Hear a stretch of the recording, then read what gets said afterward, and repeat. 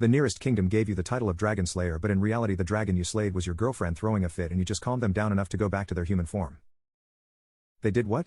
Laughed Tanya, incredulously. Start over from the beginning. All right, I said. Do you remember when we went on vacation to Europe last year? Of course, she replied, then winked.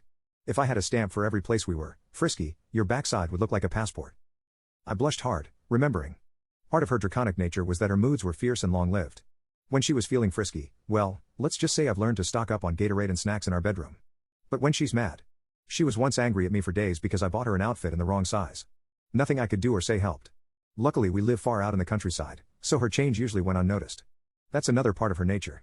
When she's really overcome by her emotions, her control slips, and she reverts to her dragon form. Do you remember the tavern owner in London? Her eyes flashed a fiery gold before returning to their usual green. Oh, yes. I still wish you'd have let me have just a little bite. He was the most sexist, chauvinistic, misogynistic pig I've ever encountered. That's saying a lot. Tanya has been alive far longer than me, and will outlive me by as much. She's reticent to tell me her real age. To anyone else, she's just the short, cute, stubborn 20-something redhead I'm talking to now. Well, you got mad. Really mad. And you changed. Luckily, it wasn't me you were mad at, so I was able to calm you down enough to change back. Unluckily, people saw. Her face paled. How am I not someone's lab experiment by now? The people of the British Isles are old. The magic is older. And there are laws, capital L, almost as old. The old fairy tales? I continued, those weren't young knights sent to vanquish the beasts.